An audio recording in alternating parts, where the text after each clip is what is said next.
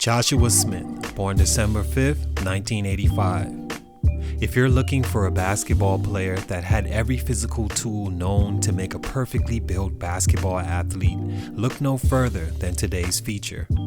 Great size at 6'9", muscular so can compete in any era, supreme leaping ability that few possess at his size, and a high motor to support it all, because nothing is worse than an athlete with these gifts that is not motivated enough to use them, right? He had all these things plus opportunities throughout his career to be the man or a solid role player that could help a championship team if he chose. He was never the man, nor did he win a championship in the league. He was never the best player on his team, although could have been with those physical gifts, right? He was never an all-star, although that should have been a shoo-in every season with those athletic gifts, right? Well, halfway. Because along with those things, you have to remember mentality, IQ, drive, off-season strategy, personality are all factors just as important, and depending on how many of those are missing determines a player's real potential. You can have the body and athleticism all day long. If you don't think about ways to edge your opponent, your career will too register as disappointing, underwhelming, stunted, or any unflattering word used to describe falling short of expectations. Did Josh Smith have a solid NBA career? Sure. Was he talented enough to have been a level or two better? Absolutely. Here are 3 reasons that didn't happen and his growth was stunted. Salute to Devin Langston on IG for this request. It's your boy JC, Stunted Growth. Ash, get it, man.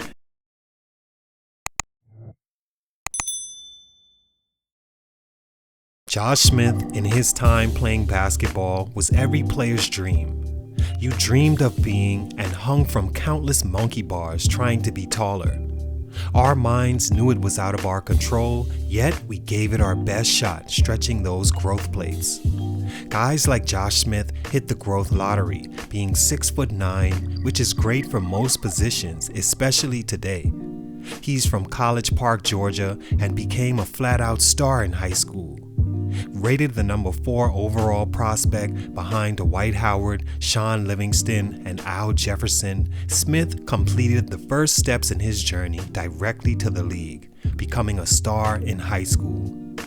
Playing alongside Rajon Rondo, he was the number 1 rated small forward and led his team to a 38-0 record. He decided to skip college and enter the draft and was taken 17th by the Hawks straight out of high school.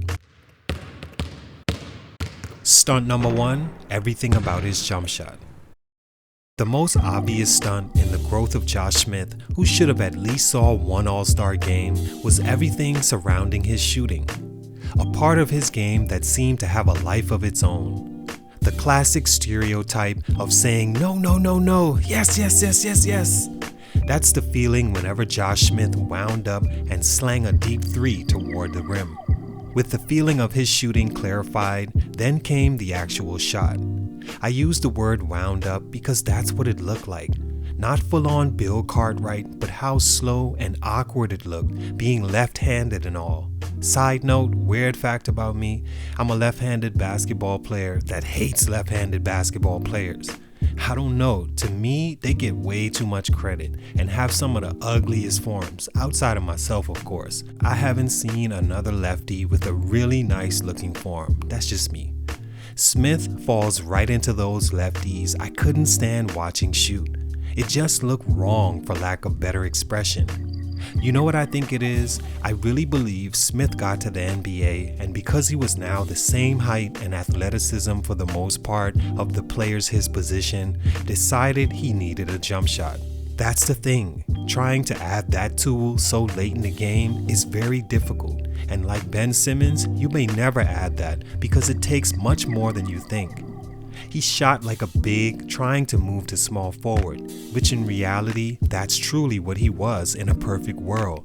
A power forward with small forward size, so his shot came off slow, flat-footed, and extremely inconsistent. Besides the release, there was the IQ for Josh Smith as a shooter, and is probably the biggest reason he wasn't a better shooter. I think one of the first times I've ever heard an announcer refer to a player as a black hole was watching Josh Smith play. He wasn't a ball hog in no way, but his timing in which he'd take a deep shot took the breath out of you, knowing he could have easily drove to the hoop. His best season statistically came in 2009-2010, attempting only 7 threes all year. He shot over 50% one time in his career from the field, averaged over 4 assists just twice with Atlanta, this was one of them, and averaged a career-high 2.1 steals that season. Efficient, productive, and wanna guess what he did the very next season? Began hoisting again, at the tune of over 2 a game. Field goal percentage drop, assists, steals, and overall effectiveness. He never looked back, attempting on average close to 3 a game for the remainder of his career.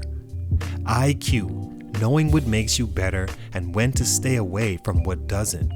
Him shooting so many threes limited his drives to the rim, which were his bread and butter. This could have added more points and led to an all-star nod or his team going deeper in the playoffs than they were getting, which was never past the second round. Like mentioned, his shooting also took the air out of the team every time he took a bad shot, leading to an air ball or one of these. He shot 28% for his career from 3, although he was never shy about taking them. Settling for jump shots and not using his body more was his first growth stunt. Stunt number 2, the wrong era. With all that said earlier, I do believe something that may have helped Josh with his shooting was to be in an era like today. First off, the culture changed about shooting. Literally everyone shoots now, so he wouldn't look so out of place, making him more comfortable and confident as a shooter, leading to better results. Also, he would have benefited from better training strategies and more skilled trainers that could have helped his percentage at least 5%. Being in this era, he would have also been shooting earlier in his career, which would have given him more hours closer to 10,000, making him a better shooter. And finally, with his size and the small ball played today, he could have easily played the 4 and 5 and be a nightmare for slower, non-athletic centers. Defensively, he'd benefit as well because he was quick and agile enough to guard point guards off screens and bigs down low, making him a lot more valuable to a team. Don't get me wrong, he was still a stat-stuffing player that could do multiple things well, but I can't help but imagine him in a better suited era like today, where shooting from all positions is encouraged, or in the 90s where no one really did it at that size, so maybe he wouldn't have either, making him a driver and better player, definitely more efficient. Stunt number 3, out of position. Tying those two together, Smith's shooting woes and unfit era, comes his position. With Smith's game style, I think he would have made a perfect power forward in the league. His height wouldn't have been a problem because he could just jump over any 4 or 5. But with his passing and being able to stay closer to the basket, I can't help imagine how good he could have been. Instead, most teams tried to play him at small forward. Lebron had revolutionized that position, and since then, everyone was looking for those specs to lead their team. And Smith looked equipped. They even had the same signature dunk.